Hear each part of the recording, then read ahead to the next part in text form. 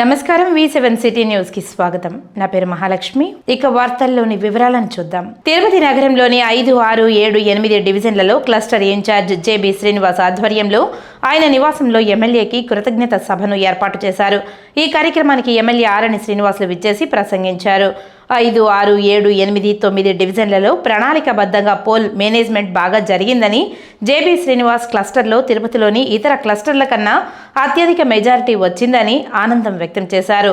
NDA కూటమి శ్రేణులు ఎన్నో ఇబ్బందులను ఎదుర్కొని ఎన్నికలను ఎదుర్కొన్నారని, కష్టపడిన ప్రతి ఒక్కరికి న్యాయం చేస్తానని తెలిపారు. అనంతరం మీడియాతో ఆయన మాట్లాడారు.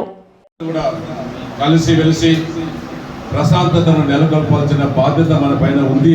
అది మనం గుర్తుపెట్టుకోవాల్సిన అవసరం ఉందని కూడా మేము అందరికీ కూడా తెలియజేస్తున్నాం. ఒకటే చెప్తున్నాం, ఈ ఎన్నికల్లో కూడా భూముల కరుణాకర్ రెడ్డి 2 సార్లు ఎమ్మెల్యే అయ్యాడు. ఒకసారి రాజశేఖర రెడ్డి ముఖ్యమంత్రిగా ఉంటే బై ఎలక్షన్లు వస్తే రాజశేఖర రెడ్డి పుణ్యమాని గెలిచాడు. మరొకసారి జగన్మోహన్ రెడ్డి అధికారంలోకి వస్తే జగన్మోహన్ రెడ్డి పుణ్యమానేసి గెలవడం జరిగింది తప్ప తిరుపతిలో కరుణాకర్ రెడ్డికి తిరుమల శ్రీ వెంకటేశ్వర స్వామి వారిని రాష్ట్ర హోం మినిస్టర్ అనిత దర్శించుకుని మొక్కులు చెల్లించుకున్నారు. ఆలయ అధికారులు దర్శన ఏర్పాట్లు చేసి ఆ శ్రీనివాసుని తీర్థ ప్రసాదాలతో పాటు శేష వస్త్రాన్ని బహుకరించారు. శనివారం ఉదయం వీఐపీ విరామ సమయంలో కుటుంబ సభ్యులతో కలిసి నియోజకవర్గ నాయకులతో కలిసి స్వామివారి సేవలో పాల్గొని మొక్కులు చెల్లించుకున్నారు. దర్శనానంతరం రంగనాయకుల మండపంలో వేద పండితులు వేద ఆశీర్వచనం అందించగా ఆలయ అధికారులు స్వామివారి తీర్థ ప్రసాదాలను అందజేసి పట్టు వస్త్రంతో సత్కరించారు. ఆలయం వెలుపల మీడియాతో మాట్లాడారు. స్వామివారి దర్శనం చాలా బాగా జరిగింది. స్వామివారి ఆశీస్సులు ఎప్పుడూ కూడా మా అందరి మీద ఉంటాయి. ముఖ్యంగా చంద్రబాబు నాయుడు గారి మీద, ఎన్డీఏ కూటమి మీద, పవన్ కళ్యాణ్ గారి మీద ఎప్పుడు కూడా స్వామివారి ఆశీస్సులు మెండుగా ఉంటే ఈ రాష్ట్రం అభివృద్ధి పదంలో ముందుకు తీసుకెళ్తుందన్న నమ్మకం మాకుంది. ముఖ్యంగా ఇక్కడికి వచ్చిన తర్వాత భక్తులందరూ కూడా చాలా ప్రశాంతంగా ఉన్నారు, ఆనందంగా ఉన్నారు. వాళ్ళ మొహాల్లో నవ్వు కనిపిస్తుంది. చాలామంది భక్తులు అయితే నా దగ్గరికి వచ్చి నన్ను పట్టుకొని మాట్లాడుతున్నారు. అమ్మ, ఇంతకు ముందు మీద ఏర్పాట్లు చాలా బాగున్నాయి, నాణ్యత ఉంది, అన్నప్రసాదంలో కానీ ప్రసాదంలో కానీ అన్నింటిలోని లడ్డూలో కానీ అన్నింటిలోని కూడా నాణ్యత ఉంది, శుభ్రంగా ఉంది. మేము ప్రశాంతంగా వచ్చి ఆ దేవదేవుని దర్శనం చేసుకుని వెళ్తున్నామని చెప్పి చాలా బాగా మమ్మల్ని అందరినీ రిసీవ్ చేసుకోవడమే కాకుండా వాళ్ళు చెప్తా ఉంటే నిజంగా చాలా ఆనందం అనిపిస్తుంది. ఇదే ఆనందం ప్రతి భక్తుల్లోని కూడా ఎల్లకాలం ఉండాలని మనస్ఫూర్తిగా నేను కోరుకుంటున్నాను. రాష్ట్రంలో జరుగుతున్న హత్యలకు ప్రధాన కారణం జగన్మోహన్ రెడ్డి అని రాష్ట్ర తెలుగు యువత నాయకులు రవినాయుడు ఆరోపించారు. తిరుపతి ప్రెస్ క్లబ్ లో శనివారం ఏర్పాటు చేసిన మీడియా సమావేశంలో ఆయన మాట్లాడారు. తండ్రి చావుతో పార్టీ పెట్టి బాబాయ్ హత్యతో అధికారంలోకి వచ్చిన జగన్మోహన్ రెడ్డి రాష్ట్రంలో ఈ 5 సంవత్సరాల కాలంలో గంజాయి ఏర్లై పారించారని, ఇందులో భాగంగానే మత్తులో హత్యలకు పాల్పడుతున్నారని, దీనిని ప్రధాన నిందితుడు జగన్మోహన్ రెడ్డి అని తీవ్ర స్థాయిలో మండిపడ్డారు. జగన్మోహన్ రెడ్డి అధికారం కోసం ఎన్ని హత్యలైనా చేస్తారని ఆయన విమర్శించారు. రాష్ట్రంలో జరుగుతున్న దాడులకు తెలుగుదేశం పార్టీకి ఎటువంటి ప్రమేయం లేదని ఆయన వెల్లడించారు. ఈ విలేకరుల సమావేశంలో తెలుగు పార్టీ యువత నాయకులు పాల్గొన్నారు. బాబాయినే చంపేసిన వ్యక్తి మిమ్మల్ని చంపేస్తారంటే పెద్ద విషయం కాదు. మీరెవరూ ఆ దరిదాపుల్లోకి వెళ్ళొద్దండి. మీ ప్రాణాలు జాగ్రత్తగా. ప్రభుత్వంగా శాంతి భద్రతలు కల్పించడంలో కూటమి పార్టీ సమర్థవంతంగా నిర్వహిస్తుంది. అయినా కూడా ఎవరిని ఎట్ట లేపేస్తారో మాకు తెలియదు. ఎందుకంటే హత్యా రాజకీయాల్లో ఆరితేరిన వ్యక్తి ఈ వైఎస్ జగన్మోహన్ రెడ్డి. కాబట్టి వాళ్ళకు కూడా విజ్ఞప్తి చేస్తున్నాం. మరి జగన్మోహన్ రెడ్డి నిన్న ఆయన మాట్లాడి మేము అడుగుతున్నాం, అయ్యా జగన్మోహన్ రెడ్డి, పరిగెత్తా పోయినావు కదా, నువ్వు అదే రాష్ట్రంలో ఇదే నాయుడుపేటలో పిల్లలు అస్వస్థతకు గురైతే మరి అక్కడికి ఎందుకు రాలేదు నువ్వు? వైఎస్ఆర్సీపీ కార్యకర్తల వల్ల ఆ ఎంపీడీఓ ఇంతవరకు ఆచూకీ లేదు. మరి ఆ ఎంపీడీఓ పరామర్శకు నువ్వు వెళ్ళావా? వాళ్ళ కుటుంబ పరామర్శకు వెళ్ళావా? ఇంకా చాలా సంఘటనలు జరిగాయి. మరి వాళ్ళందరి దగ్గర నువ్వు ఎందుకు వెళ్ళలేదు జగన్మోహన్ రెడ్డి? నగరంలో ప్రజలు ఎదుర్కొంటున్న సమస్యలను వెంటనే పరిష్కరించాలని నగరపాలక సంస్థ కమిషనర్ అదితి సింగ్ అధికారులను ఆదేశించారు. శనివారం తెల్లవారుజామున నుండి నగరంలో పారిశుద్ధ పనులను, పార్కుల నిర్వహణను హెల్త్ ఇంజనీరింగ్ అధికారులతో కలిసి కమిషనర్ పరిశీలించారు. కార్పొరేటర్ ఆరణి సంధ్య ప్రజా ఫిర్యాదుల వేదికలో ఇచ్చిన వినతుల మేరకు ఎంఆర్పల్లి కూడలి, Vaikuntham arch, park, MR Palli police station, న్యాయవాదుల కాలనీ, ఈఎస్ఐ హాస్పిటల్ తదితర ప్రాంతాలలో డ్రైనేజీ కాలువలు, త్రాగునీరు సరఫరాను పరిశీలించారు. ఈ సందర్భంగా కమిషనర్ మాట్లాడుతూ ప్రజా సమస్యల పరిష్కార వేదికలో పెద్ద సంఖ్యలో ప్రజలు వినతులను ఇస్తున్నారని, వాటన్నిటినీ పరిష్కరించాలని అధికారులను ఆదేశించామని అన్నారు. అలాగే మేజర్గా ఉన్న సమస్యను తానే స్వయంగా పరిశీలించి పరిష్కరిస్తున్నామని అన్నారు. వర్షాలు కురుస్తున్న నేపథ్యంలో విష జ్వరాలు ప్రబలకుండా అన్ని చర్యలు చేపడుతున్నామని అన్నారు. ముఖ్యంగా డయేరియా ప్రబలకుండా అన్ని జాగ్రత్తలు తీసుకుంటున్నామని అన్నారు. త్రాగునీటి సాంద్రత పరీక్షలు, అంగన్వాడీ కేంద్రాలలో వడ్డించే ఆహారంలో పరీక్షలు ప్రతిరోజు నిర్వహిస్తున్నామని అన్నారు. ముఖ్యంగా నగరంలోని అన్ని డ్రైనేజీ కాలువల్లో చెత్త తొలగింపు కార్యక్రమం చేపడుతున్నామని అన్నారు. ప్రజలు కూడా రోడ్లపైనే కాలువల్లో చెత్త వేయకుండా మీ ఇంటి వద్దకు వస్తున్న తమ సిబ్బందికి తడి, పొడి చెత్త వేర్వేరుగా ఇవ్వాలని అన్నారు. వైకుంఠపురం పార్కులో గ్రీనరీ పెంచాలని, ఆట వస్తువుల మరమ్మతులు చేయాలని అధికారులను ఆదేశించామని అన్నారు. కమిషనర్ వెంట హెల్త్ ఆఫీసర్ డాక్టర్ యువ అన్వేష్ రెడ్డి, శానిటరీ సూపర్వైజర్ చెంచయ్య, సుమతి తదితరులు ఉన్నారు. డ్రైన్స్కి సంబంధించి ప్రాబ్లమ్స్ మన దృష్టికి వచ్చినాయి. కొన్ని చిన్న నారో డ్రైన్స్ ఉన్నాయి, దానికి కొంచెం కెపాసిటీ పెంచడం, ఎగ్జిస్టింగ్ మేజర్ డ్రైన్స్కి డీసిల్టింగ్ చేయడం, దానికి సంబంధించి కూడా ఇప్పుడు ప్లాన్ చేయడం జరిగింది. అదేవిధంగా ఇక్కడ ఉన్న వైకుంఠపురం పార్క్ కూడా విజిట్ చేయడం జరిగింది. అక్కడ కూడా చిన్న చిన్న ఇష్యూస్ ఉన్నాయి. రిపేర్స్, జిమ్ ఎక్విప్మెంట్స్ సంబంధించి కొన్ని రిపేర్స్, స్వింగ్స్కి సంబంధించి కొన్ని రిపేర్స్, దెన్ అక్కడ ఉన్న గ్రీనరీ కొంచెం మెయింటెనెన్స్ అది కూడా మన దృష్టికి రావడం జరిగింది. దెన్ వాటర్ అరేంజ్మెంట్ కూడా అక్కడ ఏర్పాటు చేయాలి. ఇది అన్నీ కూడా మనం నోట్ చేసాము. సో 1 by 1 అన్నీ కూడా పరిష్కారం చేయడం జరుగుతుంది. తిరుపతికి వచ్చే భక్తుల్లో మరింత భక్తిభావం పెంచుతూ తిరుపతి కీర్తి ప్రతిష్టలు పెరగడానికి నగర సంకీర్తన దోహదం చేస్తుందని భారతీయ జనతా పార్టీ తిరుపతి జిల్లా ప్రధాన కార్యదర్శి పెనుబాల చంద్రశేఖర్ అన్నారు. తిరుపతి నగరంలో భక్తిభావం మరింత పెరగాలని, ఆధ్యాత్మిక వాతావరణంలో ప్రజలు నివసించాలన్న సంకల్పంతో స్థానిక రాయలసీమ రంగస్థలి చైర్మన్ గుండాల గోపీనాథ్ రెడ్డి నగర సంకీర్తన మండలి ఏర్పాటు చేసి నగరంలో ప్రతి శనివారం భజన మండలి కళాకారుల చేత నగర సంకీర్తన గోష్ఠి నిర్వహిస్తున్నారు.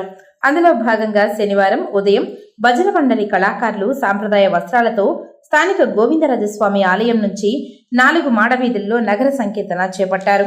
నగర సంకీర్తన అనంతరం భక్తులకు అన్నప్రసాదాలు వితరణ చేయడం జరిగిందని, ఈ కార్యక్రమంలో సుశీల, మునికుమారి, పద్మావతి తదితరులు పాల్గొన్నారు. వెంకటేశ్వర స్వామి సన్నిధిలో నగర సంకీర్తన కార్యక్రమం అంటే ప్రతి సంవత్సరం ప్రతి శనివారం జరుగుతున్నటువంటి ఈ కార్యక్రమం గుండాల గోపీనాథ్ సాంస్కృతిక విభాగం అధ్యక్షులు గారిని అధ్యక్షతన జరుగుతున్నట్టు ఈ కార్యక్రమం దిగ్విజయంగా జరుగుతుంది. ఈరోజు మనం అందరం చూస్తున్నాం, కలికాలంలో భగవంతుడి యొక్క నామస్మరణే అన్ని మహాయజ్ఞాలకి, క్రతువులకి సమానమైనదిగా చెప్పబడింది. అటువంటి నగర సంకీర్తన ఈరోజు తిరుపతిలో జరగడం అనేది చాలా గొప్ప విశేషం. ఇది నిజంగా ఆంజనేయ స్వామి దగ్గర, గోవిందరాజ స్వామి దగ్గర ఆంజనేయ స్వామి టెంపుల్ నుంచి 4 మాడవీధుల్లో, గోవిందరాజ స్వామి 4 మాడవీధుల్లో ఈ కార్యక్రమం ఉదయాన్నే జరగడం నిజంగా చాలా శోభామాయంగా జరుగుతుంది. ఇటువంటి కార్యక్రమాలు ఈరోజు మనం కలికాలం అందరూ అన్ని ప్రదేశాల్లో, అన్ని ఊర్లో కూడా, ఇన్క్లూడింగ్ తిరుమలలో కూడా నగర సంకీర్తన కార్యక్రమం ఇటువంటిది ప్రవేశపెట్టగలిగితే నిజంగా భగవంతుడు సర్వాంతర్యామి, భగవంతుడు ఒక చోట ఉండలేడు. కాబట్టి ఏ టెంపుల్ అయినా, ఏ విద్యాలయమైనా, ఏ గుడి అయినా కూడా నిజంగా భగవంతుని నామ సంకీర్తనతోనే ఈ కలియుగంలో నిజమైనటువంటి పుణ్యం దక్కుతుంది. కాబట్టి ఈ అవకాశాన్ని కల్పిస్తున్నటువంటి గుండాల గోపీనాథ్ గారికి, ఇక్కడ వచ్చినటువంటి భజన బృందంలో పాల్గొన్న వాళ్ళందరికీ కూడా, పెద్దలందరికీ కూడా పేరు పేరున నమస్కరిస్తున్నాను. తిరుపతి జిల్లా కేవీపీపురం మండలం మీట్లో ఎంపీపీ భర్త రగడ చోటు చేసుకుంది. సర్వసభ్య సమావేశం జరుగుతున్న మీటింగ్ హాల్లోకి ఎంపీపీతో పాటు ఆమె భర్త హాజరు కావడం వివాదంగా తలెత్తి గందరగోళ పరిస్థితులకు దారితీసింది. అనంతరం పోలీసులు రంగప్రవేశంతో వివాదం సద్దుమణిగింది. కేవీపీపురం మండలం ఎంపీపీగా వైసీపీకి చెందిన మునిలక్ష్మి బాధ్యతలు నిర్వహిస్తున్నారు. పేరుకే మునిలక్ష్మి ఎంపీపీ అయినా మండలంలో అన్ని పనులు ఆమె భర్త నందకుమార్ చేస్తూ వస్తున్నారు. గత ప్రభుత్వంలో సర్వసభ్య సమావేశం సైతం ఆయన ఆధ్వర్యంలోనే జరిగేవి. ఆయన వేదికపై కూర్చుని అధికారులతో సమీక్షలు నిర్వహించేవారు. అప్పట్లో ప్రతిపక్షాల నుండి ఎన్ని విమర్శలు వచ్చినా ఆయన పట్టించుకోలేదు. అయితే ప్రస్తుతం రాష్ట్రంలో కూటమి ప్రభుత్వం అధికారంలోకి వచ్చాక ఈ రోజు సర్వసభ్య సమావేశం జరిగింది. ఈ సమావేశానికి ఎమ్మెల్యే ఆదిమూలం సైతం హాజరయ్యారు. ఇదిలా ఉండగా ఎప్పట్లాగే ఎంపీపీ మునిలక్ష్మితో పాటు ఆమె భర్త నందకుమార్ సమావేశ మందిరంలోకి వచ్చారు. దీంతో ఇక్కడ టీడీపీ, వైసీపీ శ్రేణుల మధ్య వాగ్వాదం తలెత్తింది. ప్రోటోకాల్ లేని వారు సైతం మండల మీట్కు రావడం ఏమిటని అభ్యంతరం వ్యక్తం చేస్తూ కార్యాలయం వెలుపల టీడీపీ శ్రేణులను నిరసనకు దిగారు. దీంతో కార్యాలయ ఆవరణంలో గందరగోళ పరిస్థితులు నెలకొన్నాయి. అయితే నందకుమార్ మాత్రం తగ్గేదే లేదంటూ తాను ఎంపీపీ ముఖ్య సలహాదారునని దబాయించే ప్రయత్నం చేశారు. సలహాదారునిగా ఇంటి వద్ద అధికారం చెలాయించుకోవాలని మండల మీట్లో కుదరదని టీడీపీ శ్రేణులు పట్టుబడ్డారు. దీంతో పోలీసులు జోక్యం చేసుకుని ఎంపీపీ భర్త నందకుమార్ ను సమావేశ మందిరం నుంచి తీసుకువచ్చి గేటు బయట వదిలిపెట్టేశారు. దీంతో వివాదం సద్దుమణిగింది.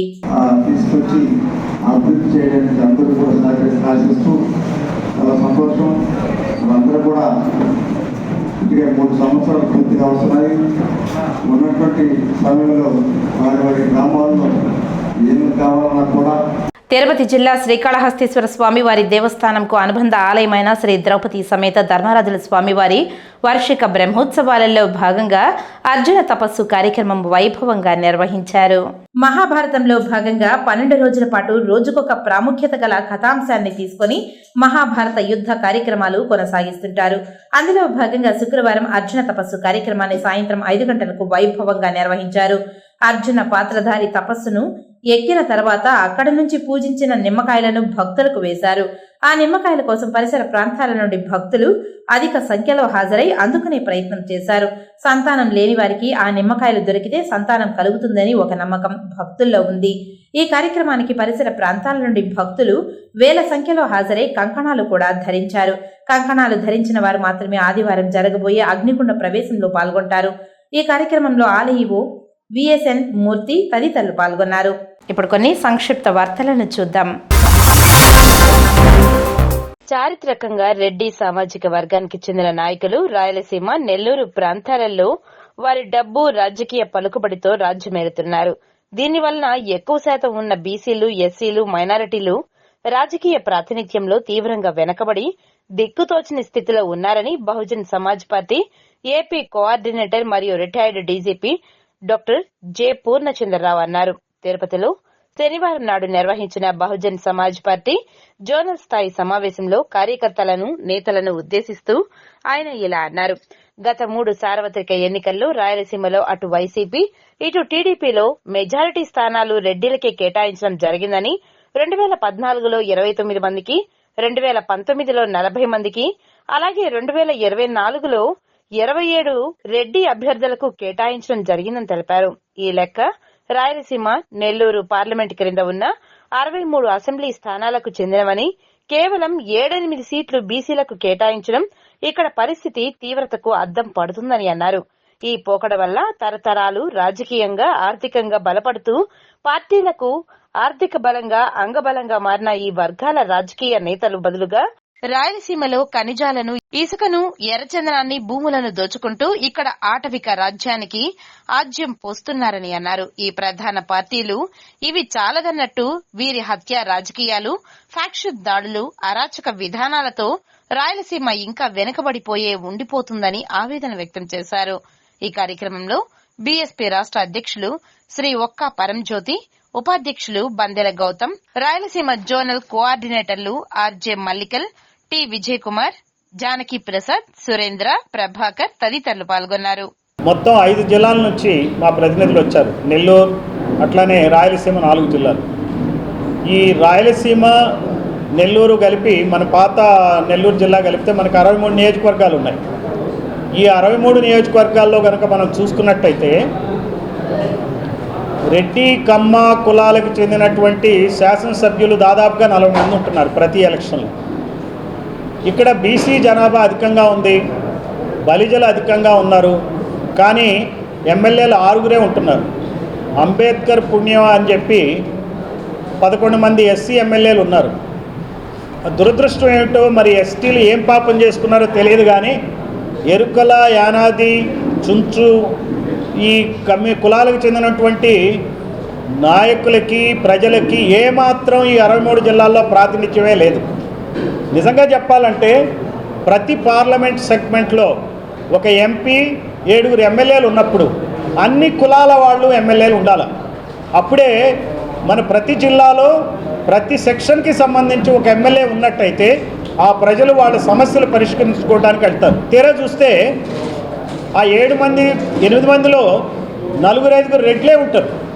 రెడ్డి కాని వాళ్ళు ఎవరి దగ్గరికి వెళ్ళాలా, ఏం చెప్పుకోవాలా నాకు చెప్పండి. ఇంత భయానకమైనటువంటి పరిస్థితులు రాయలసీమలో ఉన్నాయి. సరే, ముస్లిం పాపులేషన్ కూడా ఇక్కడే ఎక్కువే. ముస్లిమ్స్ దాదాపుగా 6-7 ఎమ్మెల్యేలు ఇక్కడ ఉండాల్సిన అవసరం ఉంది. 6-7 బదులు ఈసారి 2 ఎలక్ట్ అయ్యారు. అంటే ఇక్కడ రెడ్ల జనాభా మొత్తం కలిపి 50-60% ఉన్నట్టుగా కనపడుతుంది ఈ ఎమ్మెల్యేల నంబర్ చూస్తే. 63 మంది ఎమ్మెల్యేల్లో ఈ రోజున 27 మంది రెడ్ల ఎమ్మెల్యేలు ఉన్నారు, 12 మంది కమ్మ ఎమ్మెల్యేలు ఉన్నారు. గత అసెంబ్లీలో 2019లో చూసుకుంటే 40 మంది రెడ్లు ఉన్నారు 63 మందిలో. అట్లానే 3 కమ్మ ఎమ్మెల్యేలు ఉన్నారు. సరే 2014లో కూడా ఇదే పరిస్థితి. ఇప్పుడు ఏదైతే ఉందో చెప్తున్నానో 27-28 మంది మా రెడ్డి ఎమ్మెల్యేలు, 10-12 మంది కమ్మ ఎమ్మెల్యేలు ఉన్నారు. అంటే రాష్ట్రం మొత్తం మీద అసలు వీళ్ళు తప్పిస్తే ఎవరూ లేనట్టు జనాభా 50 మంది రెడ్లు, 30 మంది కమ్మ ఎమ్మెల్యేలు అంటే 80 మంది ఉంటారు 175 నియోజకవర్గాల్లో, 70 నుంచి 85 మంది. అంటే ప్రజలు ఇంకా రెడ్లు కమ్మలేనా, వేరే వాళ్ళు లేరా? అసలు ఇది ఏ రకంగా ప్రజాస్వామ్యం అనిపించుకుంటుంది? ప్రజలు ప్రతి గ్రామంలో అన్ని కులాలు ఉన్నప్పుడు వాళ్ళకి ప్రతినిధులు ఎవరు? అక్కడ కనీసం ఎంపీని కూడా ఉండనివ్వరు. నాకు తెలిసి ఎరుకల ఎంపీపీ కానీ లేకపోతే అనాది ఎంపీపీ కానీ రిజర్వేషన్ ఉంటే తప్పిస్తే ఉండే పరిస్థితే లేదు. తిరుపతి నగరంలోని ఓ ప్రైవేటు హోటల్లో చంద్రగిరి మాజీ ఎమ్మెల్యే చెవిరెడ్డి భాస్కర్ రెడ్డి మీడియా సమావేశం నిర్వహించారు. ఈ సందర్భంగా ఆయన మాట్లాడుతూ చంద్రగిరి నియోజకవర్గ ఎమ్మెల్యేగా తాను ఉన్న 10 సంవత్సరాలలో ఏ ఒక్క టీడీపీ నాయకులు కార్యకర్తలపైన వేధింపులు చేయలేదని తెలిపారు. ప్రస్తుత ఎమ్మెల్యే పులివర్తె నాని చిత్తూరు సంస్కృతంలో భాగంగా టీడీపీ రౌడీలు ముసుగులు వేసుకుని రాత్రి సమయంలో వైసీపీ నాయకులు కార్యకర్తలపై దాడులు చేస్తున్నారని ఆవేదన వ్యక్తం చేశారు. 2014 నుంచి 2019 మధ్య తనపై 88 కేసులు పెట్టి టీడీపీ ప్రభుత్వంలో 7 నెలల్లో జైల్లో పెట్టారని గుర్తు చేశారు.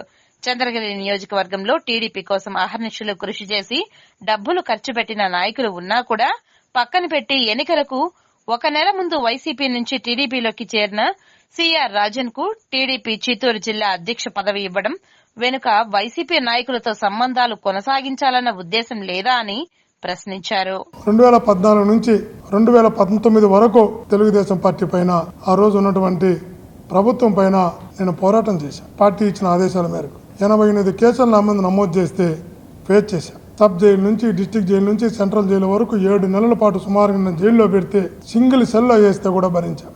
జైల్లో కొట్టిన పక్క రాష్ట్రాలు తీసుకెళ్లి కొట్టిన రోడ్డు పైన దీని దగ్గరలోనే ఇదే డిఆర్ మాల్ కన్నా రోడ్డు పైన పడేసి తన్నినా కూడా పార్టీ కోసం దెబ్బలు తిన్నాను తప్ప పార్టీ కోసం పోరాటమే చేశాం. మరి మీరేం చేశారు? మీరు ఖచ్చితంగా సమాధానం నేను అడుగుతున్నా కాదు, మీ పార్టీకి సంబంధించినటువంటి నాయకులు మిమ్మల్ని అడుగుతున్నారు. భాస్కర్ రెడ్డి అడిగినటువంటి ప్రశ్నకు నేరుగా సమాధానం చెప్పు, పక్కదారులు పట్టించుకొని డైవర్ట్ చేయకొని. నేను స్ట్రైట్గా ఈరోజు మీ ద్వారా ఒక్కటే అడుగుతున్నా. అడిగిన క్వశ్చన్ అండ్ ఆన్సర్కే నువ్వు ఆన్సర్ చెప్పగలిగితే, ఎందుకంటే ఇది నీ వ్యక్తిత్వానికి సంబంధించి. వైఎస్ఆర్ కాంగ్రెస్ పార్టీ అధికారంలోకి వచ్చి 2019 నుంచి 2024 వరకు నీ 2 క్వారీలు ఒకే ఒక గంట అయినా ఏ రోజైనా మూసారా అని అడుగుతున్నా. మూయలేదు కదా. నీ అఫిడవిట్లోనే పేర్కొన్నారు, మీరు మీ అఫిడవిట్లోనే పేర్కొన్నారు నాకు 12 లారీలు ఉన్నాయి ట్రాన్స్పోర్ట్, పిఆర్ ట్రాన్స్పోర్ట్ అని. అఫీషియల్గా అన్అఫీషియల్గా ఇంకా చాలా మంది ఉండొచ్చు, లీజుకి తీసుకునే రకరకాలు.